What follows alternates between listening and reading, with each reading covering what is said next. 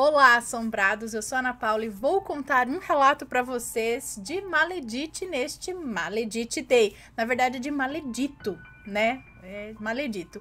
Pessoal, não se esqueçam de deixar o like, de dar aquela passadinha na nossa loja virtual, a lojaassombrada.com.br, onde você vai encontrar camisetas, bonés, moletons, o nosso livro Assombrado, a história do canal e também do casal, livro topzera. Todo mundo que adquiriu amou. E também a nossa caixa assombrada. Pessoal, a caixa, eu não sei se a hora que vocês estiverem assistindo ainda vai ter assinatura disponível, tá? Talvez tenha caixa avulsa disponível, mas a assinatura do mês de outubro eu não sei, tá? Vamos ver aí. Mas, enfim, se não tem de outubro, vai ter de novembro. A gente tá aí com uma caixa, a caixa assombrada, é uma assinatura mensal todo mês. A gente tá meio assim porque é o começo, gente. A gente tá vendo aí como que faz coisa, Mas logo se apruma tudo, tá? Mas fique tranquilo, você que assinou, que comprou a caixa avulsa, vai receber a sua caixa no mês de outubro. Ou se não, se assinar mais pra frente, vai receber do mês de novembro. Enfim, todo mês uma caixa com um tema diferente vai chegar na sua casa. A assinatura, você assina uma vez e todo mês automaticamente cai ali no seu cartão o valor da caixa mais o valor do frete para o seu estado. E é possível comprar caixas avulsas enquanto tiver estoque, tá? Só que a caixa avulsa ela o valor é um pouquinho mais alto. E todo mês você vai receber produtos, sempre dentro vai ter um produto exclusivo ou vários produtos exclusivos nessa caixa. A de outubro, um dos produtos é este daqui, é um Jack-o'-lantern, aqui ó, Jack-lanterna para você colocar uma vela aqui em cima, tá? Olha só que bonitão, ele foi desenvolvido por nós aqui, pelo artista, o Gerard, que fez, pintado à mão, todo capricho, gente, todo detalhe, e é numerada, tá? Edição limitada, numerada, a quantidade que foi feita é essa, e a 001 é nossa, tá? Então, sempre vai ter alguma coisa diferente na caixa, de acordo com o tema, vai ser muito legal, tá bom? Vamos então ao relato de hoje, não deixe de assinar a sua caixa. Relato de hoje, o maledito obcecado. Então, hoje é um maledito. Olá, Ana e assombrados. Me chamo Fulana, é uma moça, mas pode me chamar de Fulana.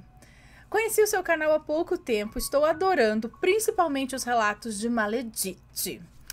A história que vou relatar aconteceu comigo há bastante tempo, mas esses dias eu vi um relato no seu canal que gerou uma vontade muito grande de eu escrever o que me aconteceu. Já troquei os nomes, então pode ler sem se preocupar. E já peço desculpas pelo relato ser tão longo, mas são informações necessárias para a compreensão dos fatos ocorridos. Confesso que estou ansiosa para ouvi-lo em sua voz, Ana. Aqui está. Quando estava com 14 anos, por volta do ano de 2007, eu morava em São Paulo, capital, frequentava uma igreja evangélica pentecostal, que não vou citar o nome aqui, onde o pastor, presidente da igreja, era o meu tio por parte de pai. Não há problemas em citar o grau de parentesco, porque hoje em dia eu não tenho mais nem contato com ele.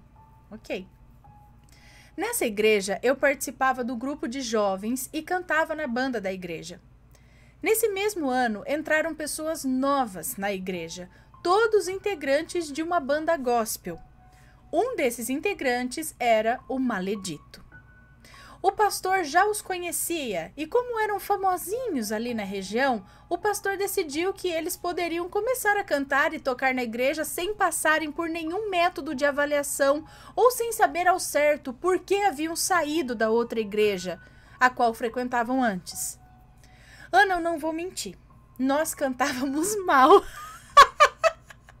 A banda a qual eu fazia parte era super improvisada. Mal tínhamos microfone.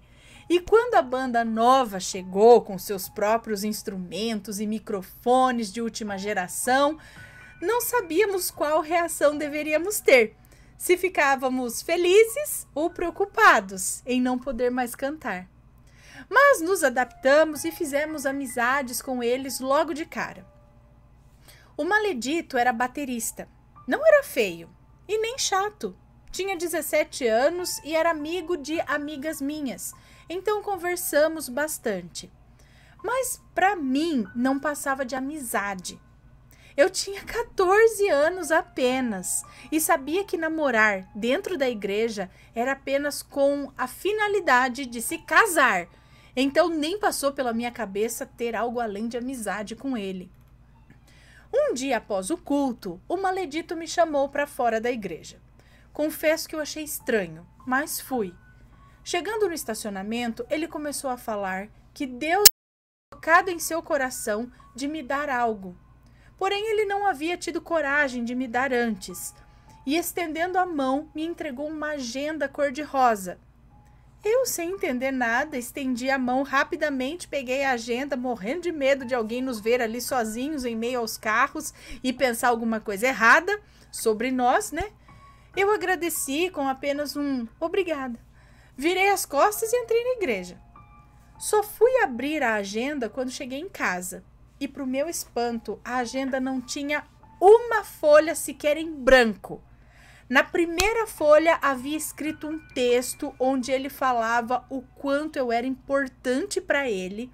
E ao final desse texto, em letras maiúsculas, estava escrito "Eu te amo".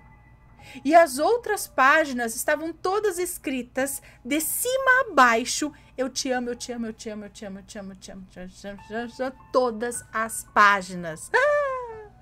Até a metade da agenda, da outra metade em diante, as páginas estavam cheias de I love you, I love you, I love you, I love you. Gente, eu me senti uma idiota por não ter entendido o que ele tentou me dizer no estacionamento. Eu era uma adolescente, então eu agi como adolescente, fingi que nada havia acontecido. Continuei indo à igreja e aos ensaios da banda, porém eu não conversava mais com o Maledito. Eu morria de vergonha. O problema foi que ele contou para minha prima, a filha do pastor, e para os outros integrantes do grupo de jovens. E eles começaram a agir como adolescentes também. Começaram a guardar lugar para mim ao lado dele nos bancos da igreja, me colocavam ao lado da bateria para cantar e em festividades em outras igrejas ou nas igrejas filiais me escalavam no mesmo dia que o Maledito. Eu até tentava trocar de dia, tentava trocar de lugar, mas o Maledito trocava também. Quando eu pensei que não podia ficar pior, entrou na igreja 3 novos rapazes, que eu já conhecia, pois tinham sido meus amigos na infância. Reatamos a amizade logo de cara. Conversamos muito por telefone, por SMS no celular e pelo MSN no computador. Esses rapazes não foram criados na igreja, então quando chegaram, começaram a paquerar as moças da igreja e já tinham em mente com quais eles queriam ficar. Ô adolescente, ô adolescente. E em uma de nossas conversas falaram sobre isso. No fim, eu acabei ficando com um deles. Vou chamá-lo aqui de Fernando. E a minha prima ficou com o primo dele, que vou chamar de Felipe. Mas o que eu não sabia era que a minha prima gostava do Fernando. Eu não sabia. E esse sentimento já existia antes dele começar a frequentar a igreja. Com medo de eu acabar namorando com o Fernando, a minha prima resolveu contar para o Maledito. Não preciso falar que ficar era considerado pecado na igreja. E o Maledito ficou furioso. Ele foi falar com meu tio que eu estava endemoniada e que Deus havia revelado para ele que eu seria sua esposa. Porém, eu estava me contaminando com as coisas do mundo e o meu tio, sem saber, propôs ao Maledito fazer uma campanha de oração para Deus me libertar da prostituição e para que eu passasse a aceitar os planos de Deus na minha vida. Mas tipo, oi, eu não tô sabendo o plano de Deus, não. O plano de Deus é que ele revelou só pra ele, revelou pra mim, não. É tipo, eu não preciso querer? Não? Sim? Mas vamos lá. Para que você, Ana, e os assombrados entendam essa parte melhor, o meu tio, antes de ser pastor, era satanista. Foi namorado de uma mulher que praticava magia negra, visitavam juntos cemitérios de noite e faziam trabalhos pesados. Aí ele largou tudo, inclusive essa mulher, e foi para a igreja. Lá ele se tornou pastor e anos depois abriu a sua própria igreja, porque não era muito bom em obedecer ordens de outros pastores superiores a ele. Voltando ao maledito, que sem eu saber estava fazendo campanha de oração para que nos casássemos, espalhou com a ajuda da minha prima para toda a igreja que eu estava endemoniada. Isso mesmo, Ana e assombrados. A moça, a bênção, a bênção da minha prima, que havia feito, mesmo que eu ficado com o menino lá, estava pagando de santa enquanto me difamava. O pior é que por conta dos boatos a meu respeito, eles me afastaram da banda da igreja. Mas ninguém chegou em mim para dizer que eu não poderia mais fazer parte da banda. Simplesmente mudaram os dias e horários dos ensaios e não me avisaram. E como só podia cantar quem comparecesse aos ensaios, automaticamente eu fiquei fora da banda, de um dia para o outro. Por um tempo ainda continuei no grupo de jovens, mas como os integrantes mal falavam comigo por conta dos boatos, parei de ir também. Até o Fernando se afastou de mim, porque a minha prima havia falado com ele para se afastar e inventou um monte de mentira como justificativa para ele nem falar mais comigo. Eu sei disso porque anos depois ele veio me contar. Isso que nós nem tínhamos nada sério, era apenas um beijo de adolescente. Era mais amizade do que qualquer outra coisa. Com o passar do tempo, fui ficando cada vez mais magra, cada vez mais triste, cada vez mais feia. Até os meus cabelos, que eram lindos na época, começaram a cair. Eu não tinha mais ânimo para ir à igreja, ninguém sentava ao meu lado, ninguém mais falava comigo. Meus pais depois me confessaram que, a pedido do pastor, chegaram a pegar peças de roupas minhas, as que eu mais usava, e levavam para a igreja, sem eu saber.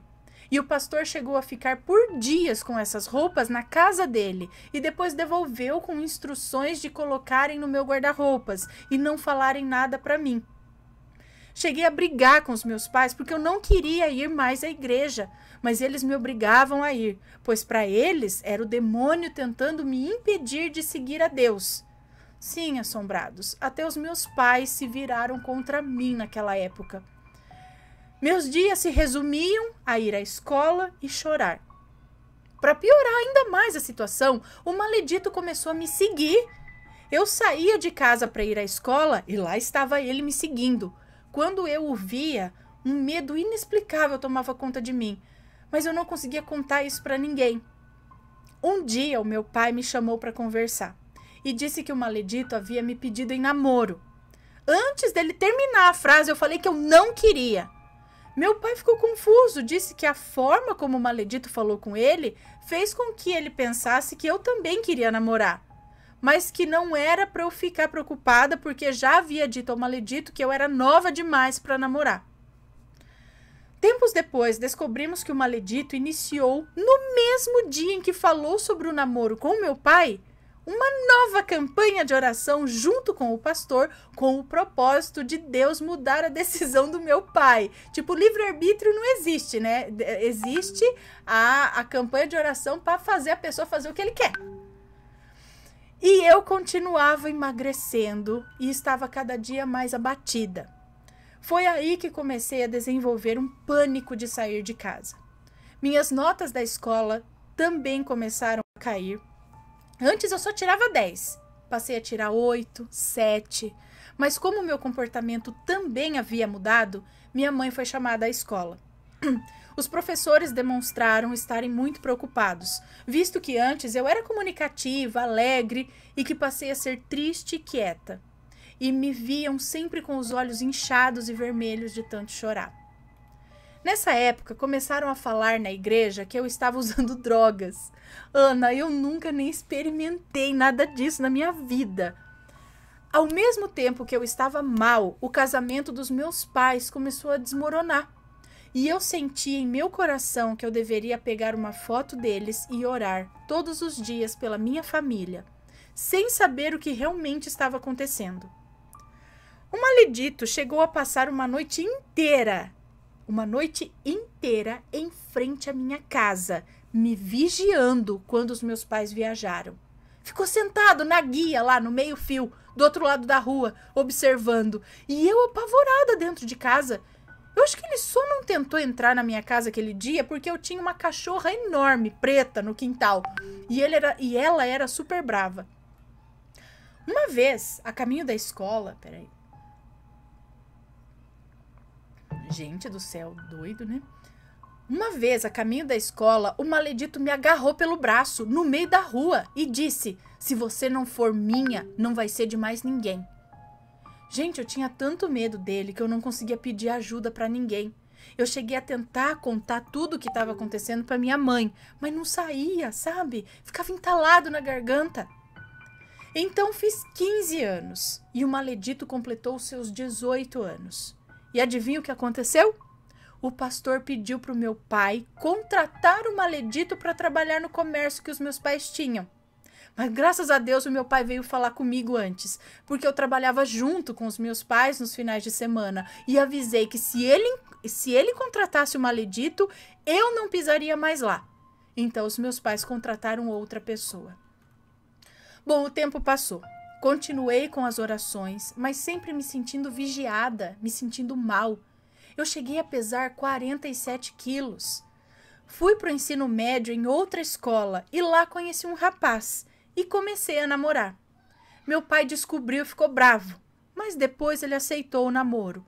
Foi aí que saíram novos boatos na igreja sobre mim. Dessa vez eu estaria namorando com um traficante da região e que estava grávida e usando drogas. Gente do céu, que povo bocó! E também estava coberta de tatuagens. Porque isso é muito mal, né? Meu Deus. Ai, ela está coberta de tatuagens. Bom, não quero coisar, né? Enfim. Ai, a gente tem que parar para pensar no sentido, né, gente? O que é o principal, né? Vamos focar na espiritualidade. Enfim. Começaram a falar tudo isso. Que eu tava... Tava grávida, usando drogas e coberta de tatuagens. Gente, era tanto boato que chegava até se contradizer. Os boatos se contradiziam. O rapaz que eu namorei naquela época era sobrinho de um sargento da polícia. Super conhecido na região, mas falavam que ele era traficante. Só porque ele não frequentava a igreja. Quando saíram esses boatos novos, eu já não estava mais indo à igreja. Tá vendo, gente? Em vez de acolher, afasta.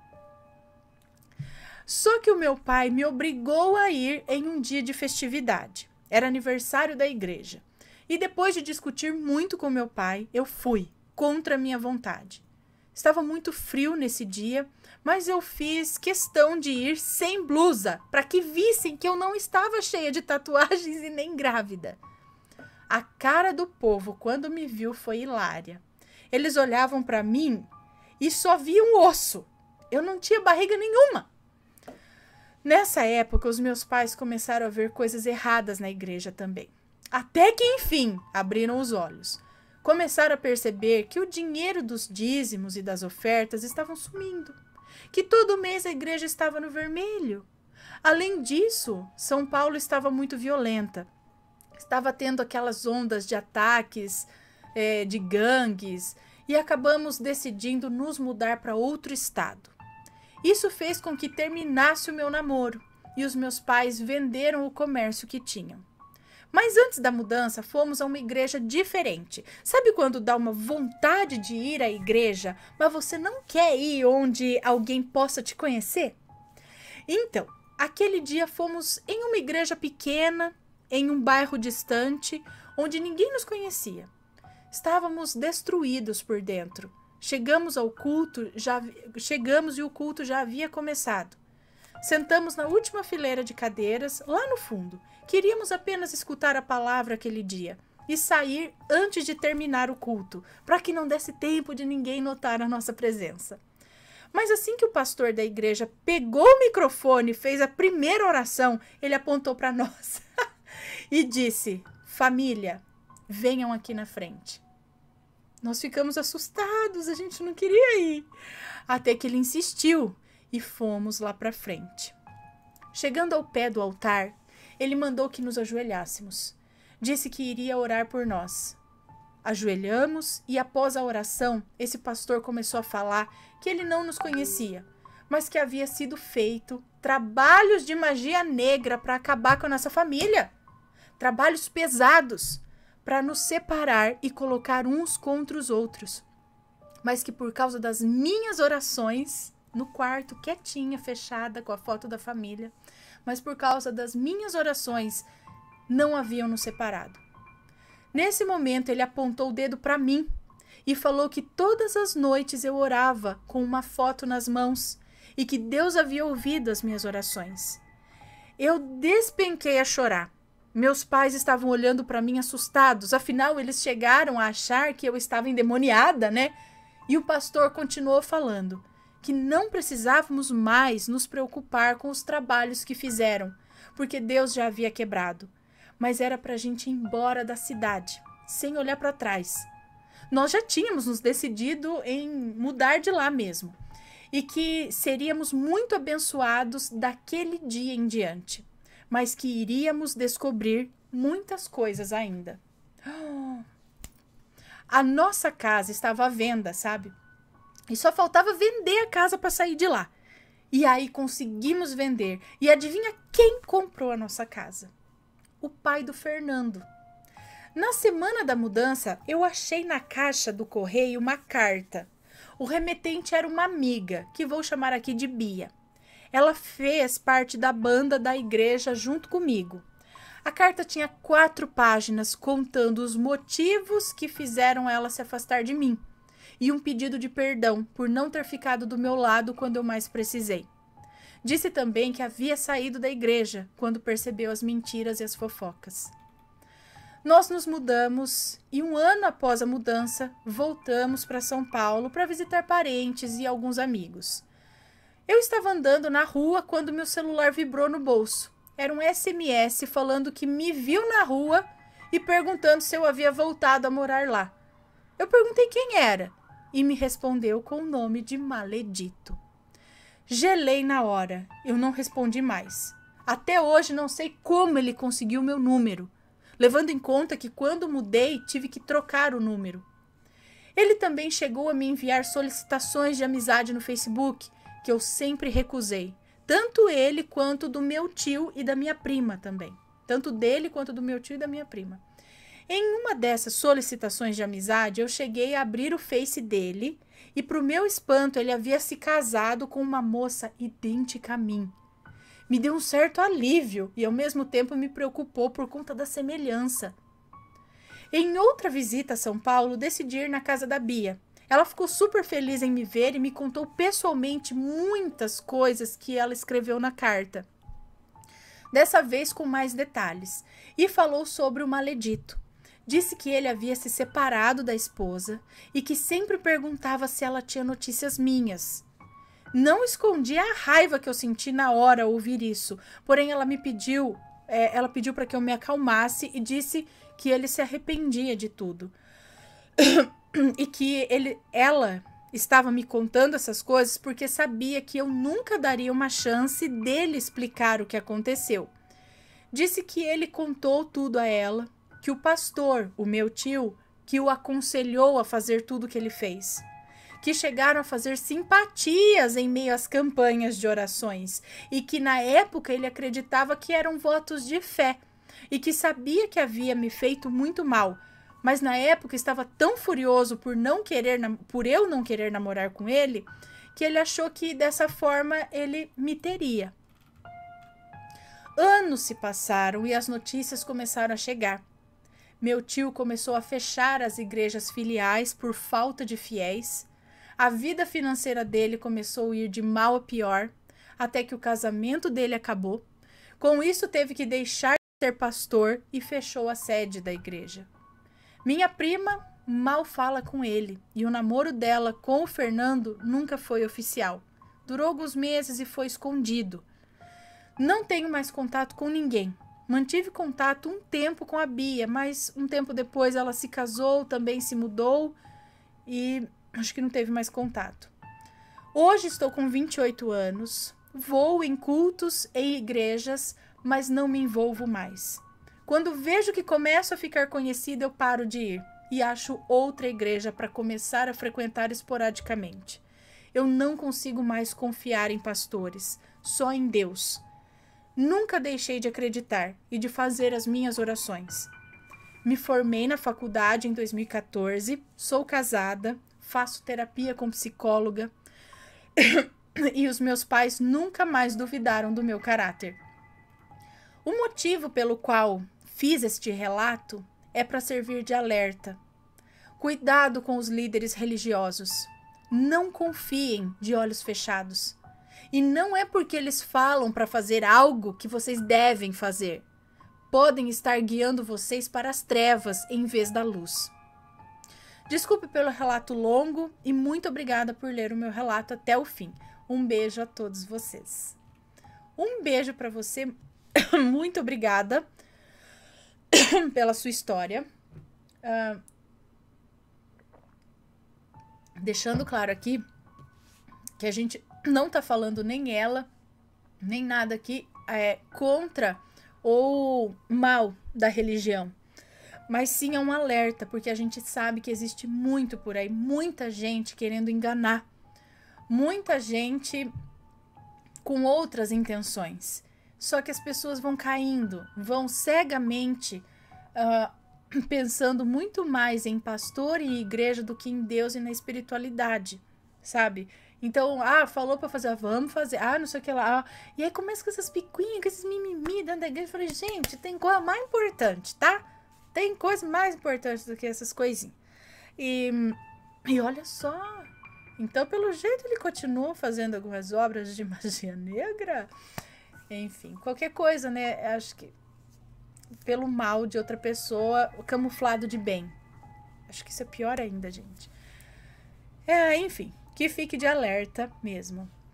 Acabou que gerou meio que um trauma nela, agora ela não consegue fazer parte de nenhuma igreja. Fica assim porque coisa tipo, gente, pra mim deu, né? Enfim. Esse foi o relato de hoje. Espero que tenham gostado. Se forem comentar, que seja com respeito, por favor. E um beijo pra vocês. A gente se vê no próximo relato. Fui!